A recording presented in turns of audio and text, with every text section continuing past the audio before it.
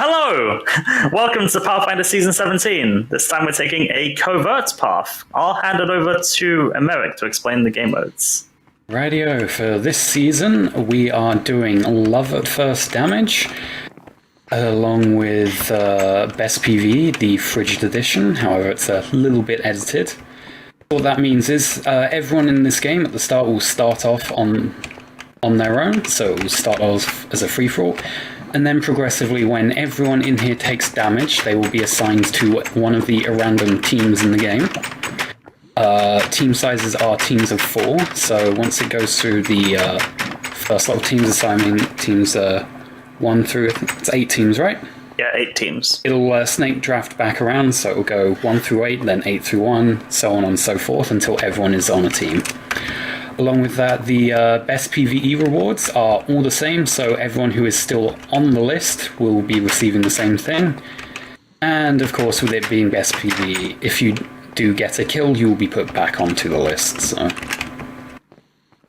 without further ado, I'll pass that on to Sten for the config. There's also secret teams. Oh yeah, secret teams as well, so you won't know who's on each team. So you can't go rig anything. Indeed. The only way you really can figure that out is if you see damage taken in fights, but yeah. That's why it's a Covert Path. Mm-hmm. Config. So Nether is on.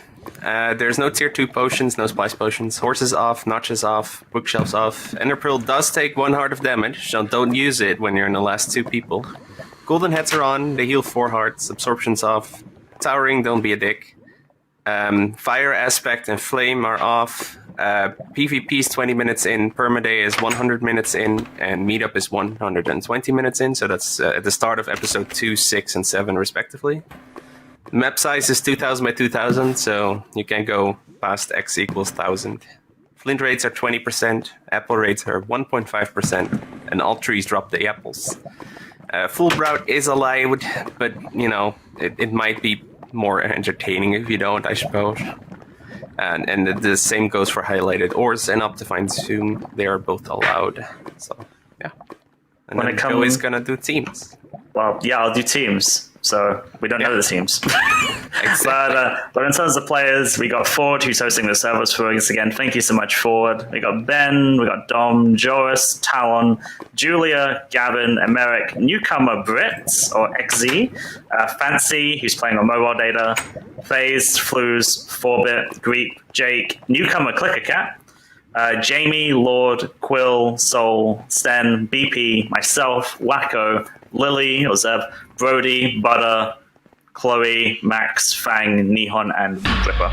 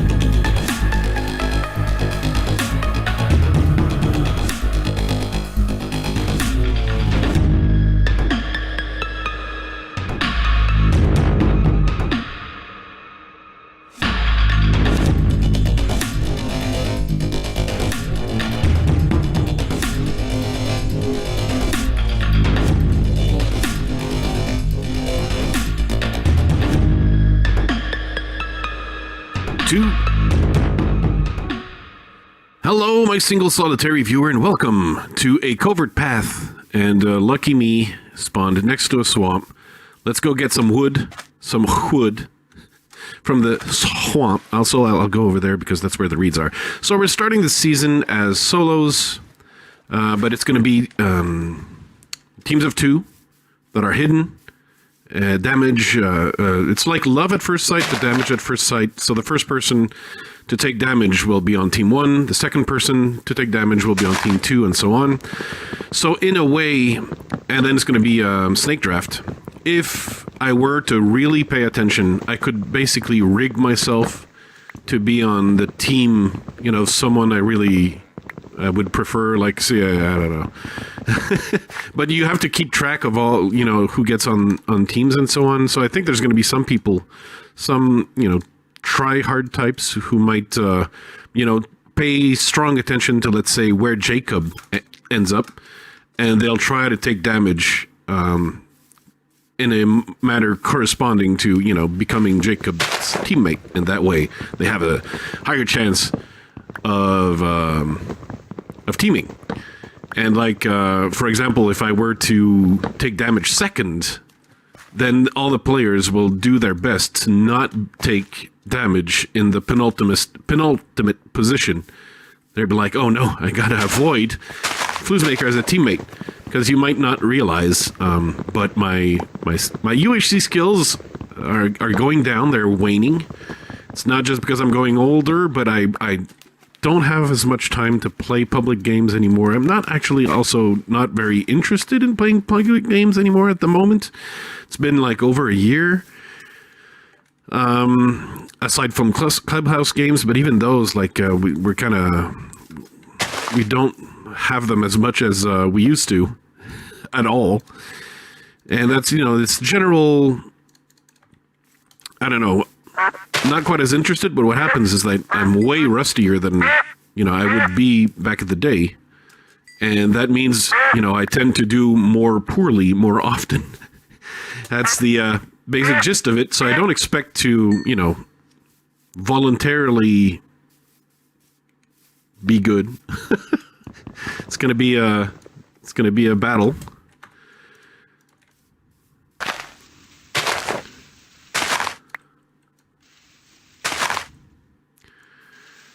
All I wanted was an easy access to stone. That's all I wanted. Oh. I mean, there is no Infinity 2. Is there Infinity 2? Let's get some rocks so I can get some stone tools and get that started off. So yeah, the plan basically is stay solo as long as you can, because we also have a version of Best PvE. So this version of Best PvE does not let you gain hearts every 10 minutes, which might be a little too OP. Someone could, for example, hide in a hole for the entire game and have a lot of health. They wouldn't have a whole lot of things. But in this one, instead of gaining health, although you can potentially gain a potential heart somewhere down the road, you're more likely to gain items that could be just like TNT or something cooler like diamonds, so on. Let me make sure I have the tools I require to do the rest of the job. And let's see if I got more apples, because I got one straight off the bat, and I didn't see many more come along, so I think we might have to cut more trees. So I'm getting apples, even though I'm going to be Iron Man against TheSonicJoey and Neon Tiger. Definitely becoming Iron Man. This is obviously the only plan that I have. No other plans. There you go. Let's cut a few more trees. Again, the more apples I get, I suppose, from the start, the better. I'm gonna have some food as well on the go. I'm gonna have to explore, obviously, for some leather. But this is 1.8, so I don't necessarily need to, go cave early for easy iron, stuff like that. Although, the light glitches I don't know about. I don't know if these light glitches are a good idea. Okay. Could start out with some coal and some easy iron. I'll take it, actually.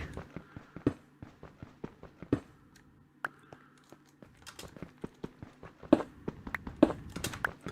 think I'm gonna, because we're allowed to have some full bright, and of course you know my single solitary viewer. I prefer semi-bright, but I'm gonna go equip that. So I'm gonna head back to the Fernicle, take care of this iron I collected, and meanwhile I'll also change my pack so that I can see a little bit better in the dark.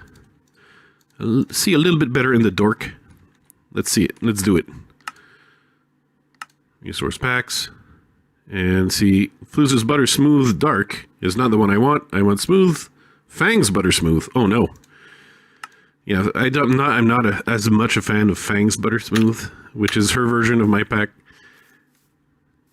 Sorry, Fang, it's too cute. Your version, cuteness has no place in UHC. So all I got was 5 iron, was it? That's a little bit disappointing. I wanted to pick plus a bucket. And I guess I only get one of the 2.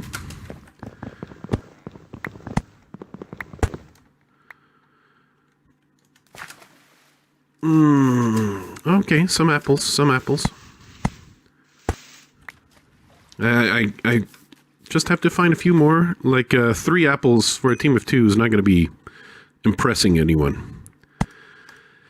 I'm going to go ahead and say the iron pick is going to make me efficient faster. And with that, the iron sword is going to make me deadly faster. If I am able to rush some mobs, I'll be better able to wreck their faces. Okay, now time for me to take a look at some of the potential apple drops. Yep, there we go. But we're going to be leaving these premises because I need to find leather, obviously. So we got, what, 4 apples? A little bit disappointing. The apple rates are not super generous. It's closer to vanilla, so I don't mind it. Another question I might ask is Nether Beyond.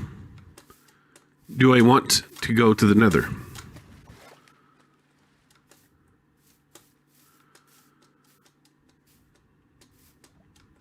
I really spawned in basically the corner of the map. The pause corner. Let me kill those chickens. I mean, they're ducks, obviously. Obviously, these are ducks. I'm thinking I'm going to have all the feathers a team of 2 ever needs once I'm done with these. So we're recording close to Valentine's Day. And I don't know, I was reminded of the romantic advice, so to speak, that I gave that we gave in the Phobia/WMC season, that I hope is going to be released before this. Otherwise, I've spoiled something major, and I'll have to edit this as a result. But yeah, and there was obviously the advice was mainly for the boys because they're the ones who need, advice. Women don't, generally speaking, just do not need help with hooking up.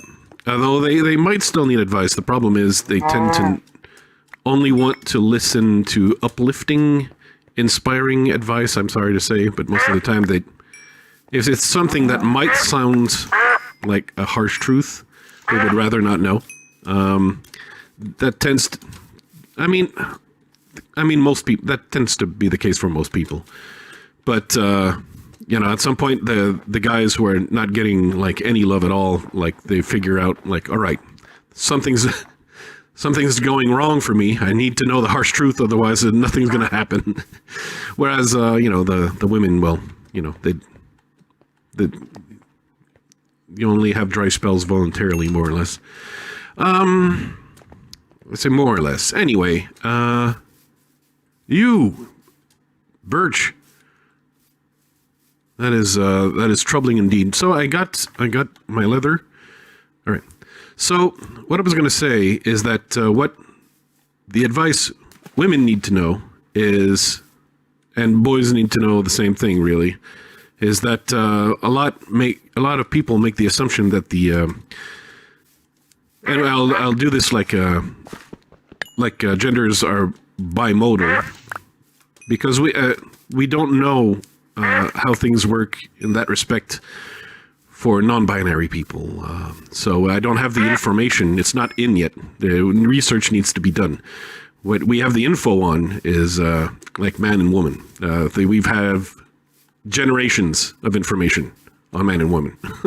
Whereas, getting, now that we have the freedom to express ourselves differently, That's all brand new data. That's all new territory. And we don't know yet for a lot of things. We can assume, but we don't truly know. Oh, so 10 minutes in, I got some TNT, which is nice. I can probably use that to blast mine. But basically, we have the tendency of thinking that the opposite gender thinks the same way we do, and that's not true at all. One of the easiest examples of how idiotic the human mind is, but in particularly men, is like the thought that a lot of them actually think that they're going to be pleasing someone when they send photographs of their junk. And that's because in their mind they're like, what would be something I would really like to get on my phone here? I would really love to get photos of her junk. Wouldn't she be so delighted if I took the initiative and sent her photos of my junk? And the answer is no. No, she would not. She would not. I mean, in some cases, obviously, the men know that it's not welcomed, and they send them deliberately, knowing it's not welcomed. But in a lot of cases, before they learn that part, some will actually think, oh, wouldn't this be great? I would love receiving these, so I'll send mine. And yeah, that's the first mistake. Don't think the other gender is into what you're into. They're not. They're just not. And one of the reasons, in short, is the different mating strategies. We have very, very different mating strategies. In short, women, evolutionarily speaking, basically have only one mating strategy. There is only one. That is, get pregnant and raise baby for basically 15, 20 years. It's a huge commitment, and that huge commitment explains why women are super choosy and super picky with who they're going to have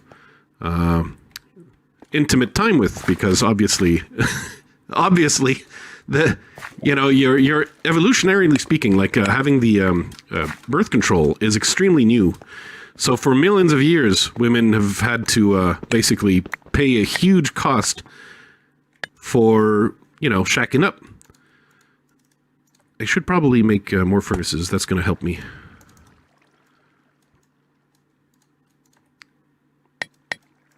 And so as a result, obviously, they have to be very, very picky. What women don't necessarily realize is that men, however, don't have only one reproduction strategy. They have two. One is find a long-term partner and stick with them and raise the baby for a very long period of time. Because if you do that as a pair, you actually increase the baby's odds of, doing good in life, because they're going to have way more resources with two people gather resources than if only one person gathers resources, right? So they're going to have access to way more. And that's going to be an evolutionary advantage for the offspring. The other strategy, of course, you can start guessing from now, is to do the hardware store, which is screw, nut, and bolt, right? So the hardware store, and that means not sticking around. But to do that, Genghis Khan style, to as many conquests as possible. That way, even though individually each offspring does not have the advantages of having a whole lot of support from two parents, the sheer number will, change the odds ever in your favor, basically. And that's the main strategy. So women only have one. Men, on the other hand, have two strategies. And that really can change things, because men will be looking for things differently, different things based on those two different strategies. And women don't necessarily realize that there's a difference. So there's things that will make you attractive for strategy number 2, the one where you don't stay around, they're not going to make you attractive for strategy number 1, and often vice versa. So you kind of have to choose which strategy you're going to be using.